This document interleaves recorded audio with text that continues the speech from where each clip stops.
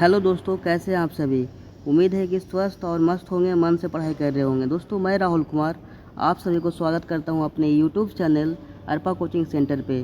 दोस्तों, इस वीडियो में हम बात करने वाले हैं क्लास 10 का हिस्ट्री को लेकर के, ठीक है, जो कि चैप्टर लिया गया है यूरोप में राष्ट्रवाद, जो कि पहला चैप्टर है। दोस्तों, इस चैप्टर के अंतर्गत में हम बात करेंगे लघुत्तरीय प्रश्न के बारे में, ठीक है, इस वीडियो में। तो दोस्तों, अगर जो आप नहीं देखें इससे पहले का वीडियो जो कि मैं बात कर चुका हूँ उस वीडियो में अति लघुत्तरीय प्रश्न के बारे में, तो जाइए मेरे चैनल पे, वहाँ पे आपको मेरा वीडियो मिल जाएगा। देखते हैं पहले क्वेश्चन को, वीडियो में बने रहिएगा अंत तक।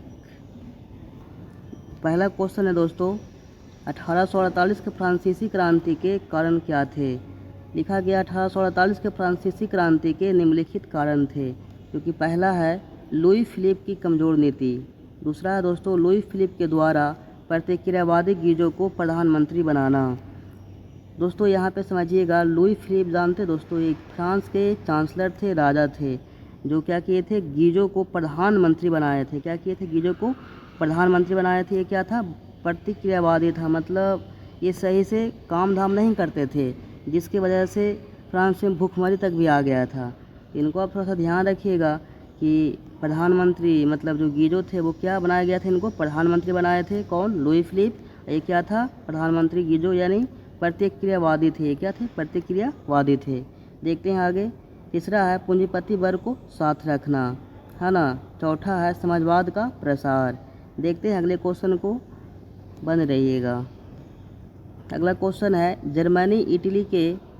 इटली जर्मनी के एकीकरण में ऑस्ट्रिया की भूमिका क्या थी। दोस्तों, यहाँ पे ऑस्ट्रिया का भूमिका क्या था वही आपको बताना है, किनके, जर्मनी और इटली और जर्मनी के एकीकरण में। दोस्तों, एकीकरण का मतलब होता है जोड़ना, है ना, मतलब एक होना, एक करना। तो दोस्तों, यही है जो ऑस्ट्रिया नहीं चाहता था कि इन दोनों का क्या मतलब ये लोग एक हो पाए। अगर जो देखिए मान लिया जाए एक हो जाएंगे, बहुत सारे भाग में बटे हुए हैं, अगर जो एक हो जाएंगे तो क्या दोनों मतलब शक्तिशाली देश बन जाएंगे ना, और जो कि यही नहीं चाहता था ऑस्ट्रिया। तो यही मतलब कि इनका मेन भूमिका था, है ना, इनका भूमिका था। ठीक है, देखिए लिखा गया यहाँ पे, इटली और जर्मनी के एकीकरण में ऑस्ट्रिया बहुत बड़ा बाधक था। ठीक है, 1830 की क्रांति के बाद इटली में आंदोलन होना प्रारंभ हो गया था, लेकिन ऑस्ट्रिया का चांसलर मेटरनिख द्वारा आंदोलन को दबा दिया गया। दोस्तों, ऑस्ट्रिया एक देश है, उसका राजधानी है वीना, जो कि वहाँ के चांसलर थे मेटरनिख। वहाँ के चांसलर कौन थे, मेटरनिख थे। वो क्या किए थे, आंदोलन को दबा दिए थे, ठीक है, मतलब रोक दिए थे।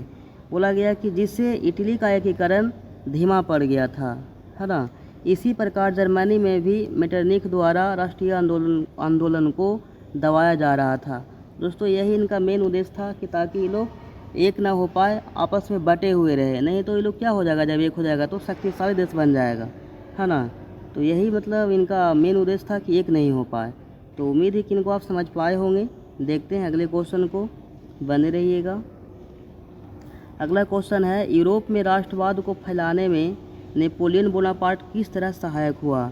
दोस्तों, लिखा गया है कि यूरोप में राष्ट्रवाद की भावना के विकास में नेपोलियन बोनापार्ट का महत्वपूर्ण योगदान था।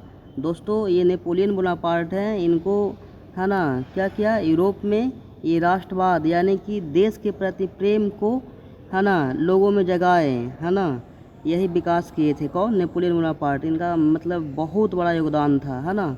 अब देखिएगा आगे, लिखा गया है नेपोलियन बोनापार्ट ने जर्मन प्रदेशों को जीतकर राज संघ का निर्माण किया था। जो नेपोलियन बोनापार्ट थे वो जर्मन यानी जर्मनी प्रदेशों को जीत कर क्या किए थे, वो राज संघ का निर्माण किए थे। और यहीं से जर्मनी में राष्ट्रवाद की भावना बढ़ने लगी थी, जो धीरे धीरे यूरोप के अन्य क्षेत्रों में फैल गया।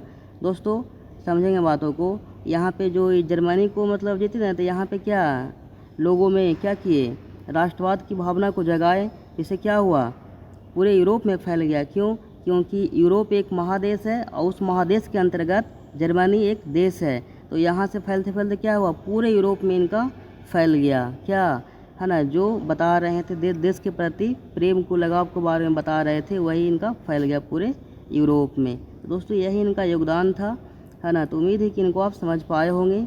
देखते हैं अगले क्वेश्चन को, बने रहिएगा वीडियो में अंत तक जी, है ना। गैरिबाल्डी के कार्यों की चर्चा करें। गैरिबाल्डी एक व्यक्ति हैं, इनका क्या मतलब कार्य मतलब काम, यानी इनके कामों को बताना है, ये क्या किए थे आखिर। देखिएगा, इटली के एकीकरण में गैरिबाल्डी का महत्वपूर्ण योगदान था।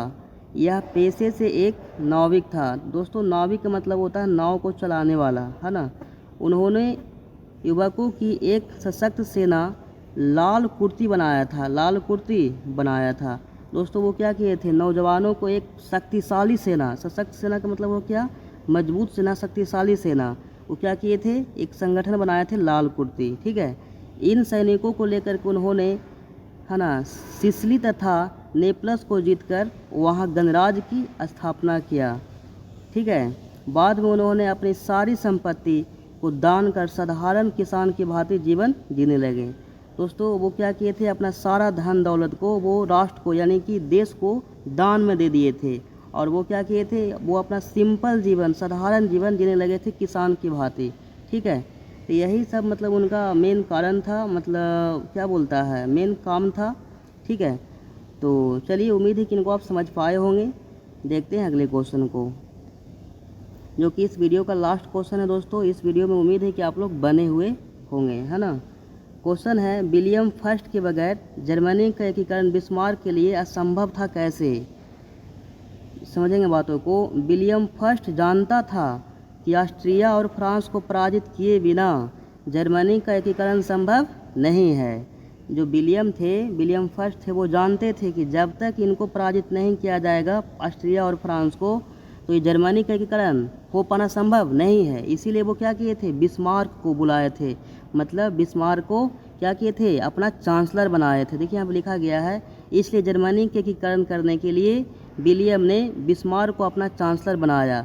विलियम अगर बिस्मार्क को अपना चांसलर नहीं बनाता तो जर्मनी का एकीकरण संभव नहीं था। दोस्तों, ये जो बिस्मार्क है, लौह एवं रक्त एवं लौह की नीति को अपनाकर क्या किया था, इन दोनों देशों से युद्ध किया था।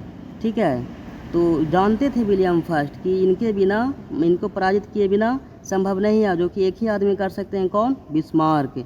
इसलिए इनको क्या किया गया था, अपना ये चांसलर बनाए थे, राजा बनाए थे। ठीक है, तो उम्मीद है कि दोस्तों इनको आप समझ पाए होंगे। तो चलिए, आज के लिए यहीं तक, फिर आपसे हम बातें करते हैं अगले वीडियो में। तब तक के लिए जय हिंद।